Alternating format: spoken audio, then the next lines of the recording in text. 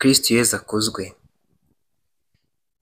Mbasabiye umugisha mwese mudukurikiye ku muyoboro wa Izabikora ari mbasaba gukora subscribe kugira ngo ibyo tubagezaho bigere kure kandi bigere kuri benshi. Uyu munsi turaganira ku ngingo zitandukanye ariko by'umwihariko turagaruka ku mategeko arengera isezerano ry'abashakanye. Reka turebere hamwe amwe mu mategeko arengera isezerano ry'abashakanye. Kiliziya ntiyirengagiza ko urugo rw'abashakanye ruhura n'ibibazo ndetse n'inkomyi ndetse n'ibyonnyi binyuranye. Niyo mpamvu yashyizeho amategeko agenga kandi arengera isezerano ry'abashakanye. Ayo mategeko aboneka mu gitabo cy'amategeko ya Kiliziya uhereye ku ngingo y'1055. Isezerano ry'abashakanye ni igikorwa cy'ubushake busesuye bw'umugabo n'umugore, aho umwe yiha undi nawe akakira mugenzi we mu isezerano ridakuka. Bityo rero umuntu wese udafite impamvu ibimubaza, itegeko ribimubaza, afite uburenganzira bwo guhabwa isakaramentu ryo gushyingirwa.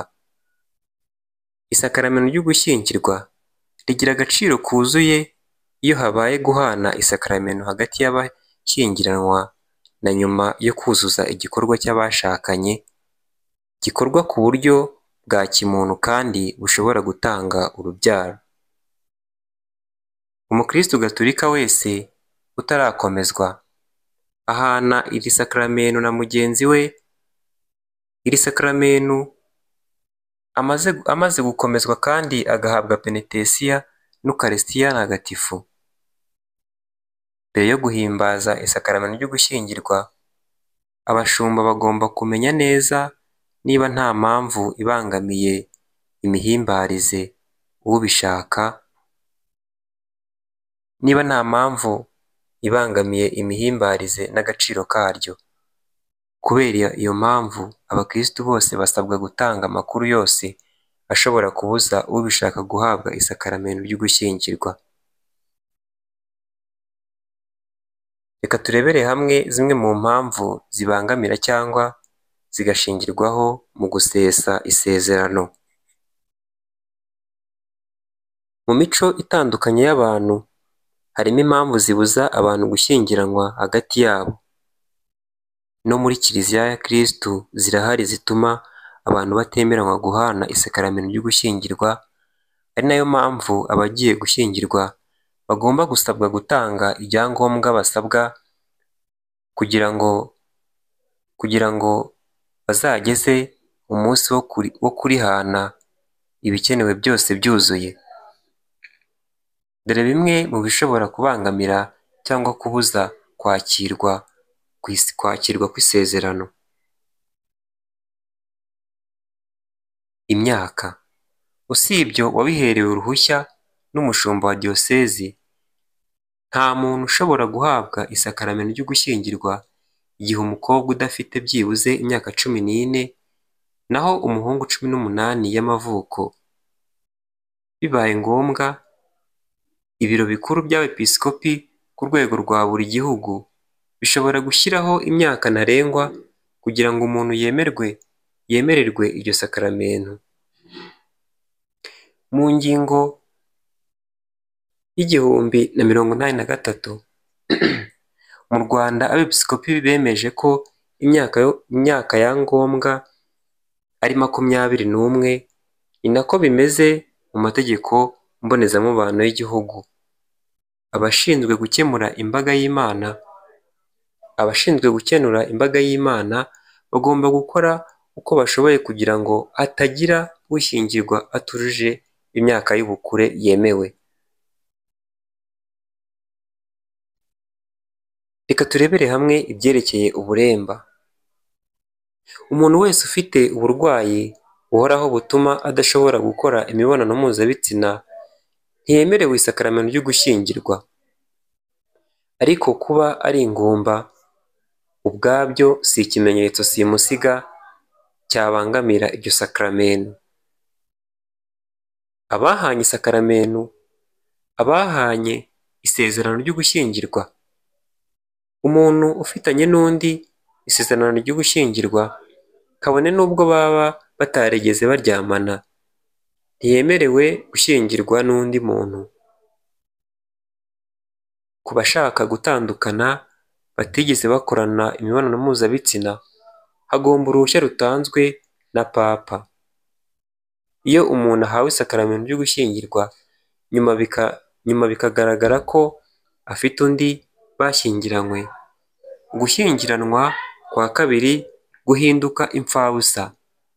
Uwo bashyingiranywe bwa mbere niwe ukomeza kuba uw'isezerano. Umuntu washyizwe mu nzego z'ubusaserdoti cyangwa wasezeranye burundu mu bihayimana.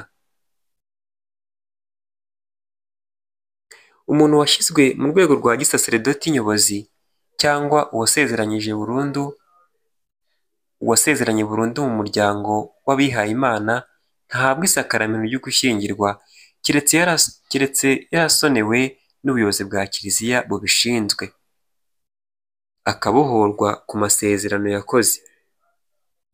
Iyo bibaye ngombwa ko iry'ubusaserdoti yahawe rikurwaho na Kiliziya, usezerewe yemererwa gusezerana nyuma yo kubona uruhushya ahawe na Papa. Ibivugwa muri iyi ngingo ntibireba inzego za leta. Gutwara ku ngufu cyangwa guhatirwa kubana n'undi, ibi nabyo byo tugiye kugarukaho. Isakaramentu ntiryemewe hagati y'umuntu watwawe ku ngufu n'uwamutwaye. Nta n'iryemewe hagati y'uwatwaye umuntu ku ngufu akamugumana igihe bategereje gushyingiranwa. Bibaye ngombwa ko bashyingiranwa gikristu, bagomba kubanza gutandukana. Noneho wari wateruwe akisabira ku bwende bwe uko gushyingiranwa. Uwahatiwe kubana n'undi, igihe agaragaje ibimenyetso, nawe yemerewe gusaba iseswa ry'isezerano bari bafitanye. Reka turebere hamwe ibyerekeye kwica uwo mwashakanye. Birabujijwe gushyingiranwa n'umuntu wishe cyangwa wicishije uwo basezeranye, ashaka kwibanira n'undi ngo bahane isezerano muri Kiliziya Gatolika. Umuntu wataye ubwenge, ibi nabyo reka tubigarukeho. Umuntu wese ufite ubumuga bwo mu mutwe cyangwa se ibisazi ntashobora guhabwa isakaramentu ryo gushyingirwa, ariko nanone igihe uburwayi buje yarashyingiwe, ntibyemewe ko atandukana cyangwa atereranwa n'uwo bashakanye. Reka noneho turebere hamwe abafitanye isano y'amaraso. Umuntu ufitanye n'undi isano y'amaraso ku buryo buziguye ntiyemerewe gusezerana nawe imbere mu muryango nyirizina, ntibyemewe na gato ku bisekuru byose. Abavuye mu muryango bakajya gushaka mu yindi miryango, abemerewe gushyingiranwa ni abo ku gisekuru cya 4 kuzamura. Kiliziya isaba amasekuru abifuza kurushinga mu rwego rwo kubafasha gushakana, bazi ko nta muziro uri hagati yabo wababuza guhana isakaramentu, ndetse bakarangwa iminsi 21 mbere yo gushyingirwa, kugira ngo uwagira impamvu ibabuza kurihana ayivuge hakiri kare. Kutarangwa nk'abageni ni imwe mu mpamvu ibemerera gusaba iseswa ry'isezerano ryabo. Reka noneho turebere hamwe isano ishingiye ku burere. Isano ishingiye ku burere bw'umwana wakiriwe akanarererwa mu muryango cyangwa se uwabyawe n'uwo muryango ku bwa batisimu, ntibyemewe ko ashakwa cyangwa ashaka muri uwo muryango. Reka noneho turebere hamwe abashakana umwe ari umukristu gatolika undi atabatije. Kuba mu bahabwa isakaramentu ryo gushyingirwa, kuba umwe mu bahabwa isakaramentu ryo gushyingirwa yarabatijwe cyangwa yarakiriwe muri kiliziya gatolika undi atarabatijwe. Kurera umwana wakuye ahandi. Abafitanye isano ku bw'amategeko, igihe ababyeyi b'umwe bakiriye uwavutse ahandi nk'umwana wabo, imbere y'amategeko ntibemerewe gushyingiranwa.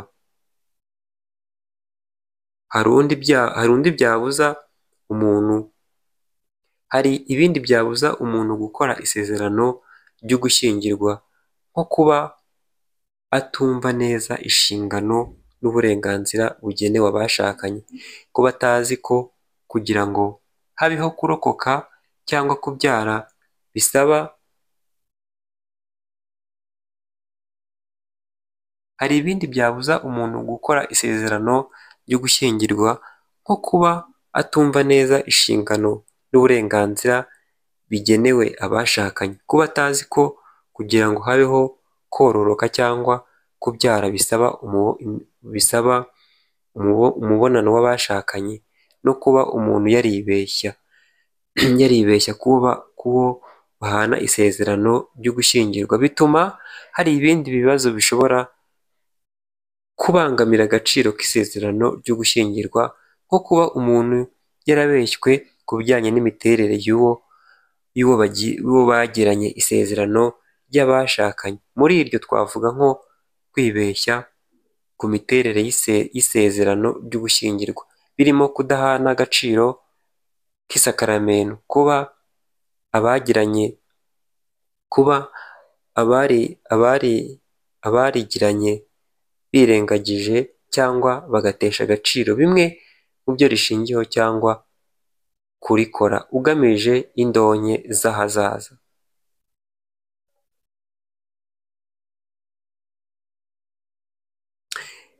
Umutwe wa 6: kubyara no kurera abana no kurerera Imana. Mu Kinyarwanda kubyara ni ukungura umuryango, ariko nanone uwo muryango washatswe n'Imana kandi niyo ubereyeho nk'uko abashakanye ari abafasha b'Imana. Mu kubungabunga uwo muryango, reka turebere hamwe kuba ababyeyi nyakuri icyo ari cyo, uburyo bwifashishwa mu guteganya imbyaro n'icyo Kiliziya ivuga ku guteganya izo mbyaro. Umuryango mu muco nyarwanda. Ku munyarwanda wo hambere, umuryango wari uw'umuntu, ukarangwa no kuba aho umuntu agera akumva aguwe neza, ageze mu buruhukiro, yaba akennye yaba akize, akumva nta handi hahamurutira. Uyu muryango niho umuntu avuga rikijyana, aho ahabwa icyo akeneye igihe gihari, aho yiherera, aho abona uwo atura agahinda ke akamwumva kandi agahakozwa, aho yitetesha ntawe ubimuganyira cyangwa ngo abimukubitire, aho akosa agakosorwa, aho abwirirwa akihangana, naho ababyeyi baba ari byose ku bana.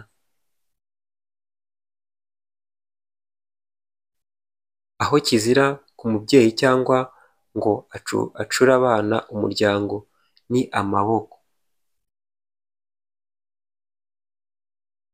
Umuryango muri iki gihe, iyo usomye cyangwa uteze amatwi ibivugwa n'itangazamakuru ku mibanire n'imibereho mu ngo za none, nubwo hari zimwe zikibanye mu mahoro, hari n'umubare munini w'izifitanye ibibazo, abazirimo bakaba babanye ari ukubura uko bagira, nk'uko bivugwa ko zirara zishya bwacya zikazima. Mu ngaruka zituruka mu mibereho mibi harimo gutakaza ukwemera, ubwicanyi, ukwiyahura, ukudaha ubuzima agaciro bukwiye, ubwumvikane buke hagati y'ababyeyi ubwabo no hagati y'abana babo, ugutandukana, ukwahukana, uburere buke cyangwa se bubi bw'abana, ubusambanyi mu ngeri zose, ikinyoma muri byinshi no muri benshi, imyambarire idahwitse, kwikubira, kwizerana guke, guhangana n'ibindi. Birakwiye ko ababyeyi bumva neza umuhamagaro wabo kandi buri gihe ibyo bakora byose bakazirikana ko urugo ari igicumbi cy'ibanze cy'amajyambere nyakuri ya roho n'ay'umubiri binogeye Imana.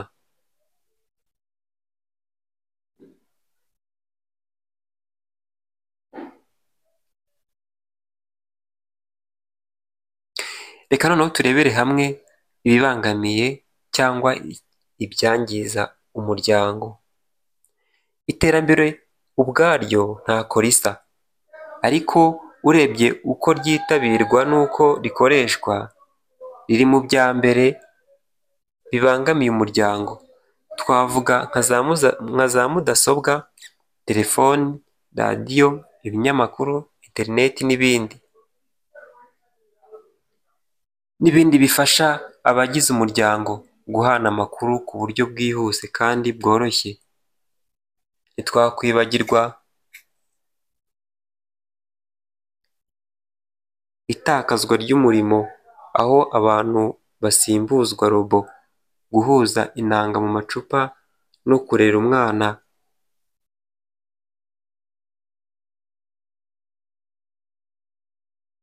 Kuba umubyeyi nyakuri. Abiyemeje kurushinga basabwa kuba ababyeyi nyakuri, bakemera kuba abafasha b'Imana mu gukomeza umurimo wayo wo kurema no kurera bijyanye n'icyubahiro gikwiye umuntu. Kuba ababyeyi nyakuri ni ukwemera kuba igicumbi cy'urukundo rwayo no kuyobora isi mu cyerekezo yahawe n'Imana. Ababyeyi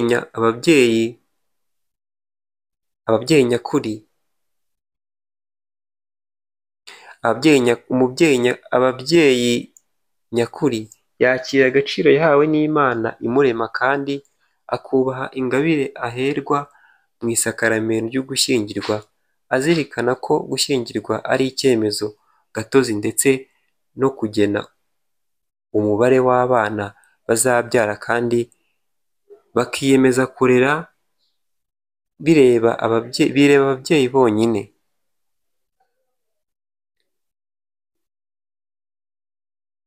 Reka mbashimire mwese mwabanye nanjye. Ubutaha tuzarebera hamwe uburyo bukoreshwa mu guteganya imbyaro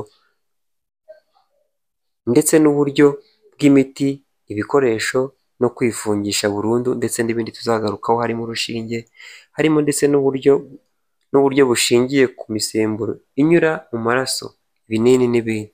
Nitwa Jean Claude, ndabashimiye mwese.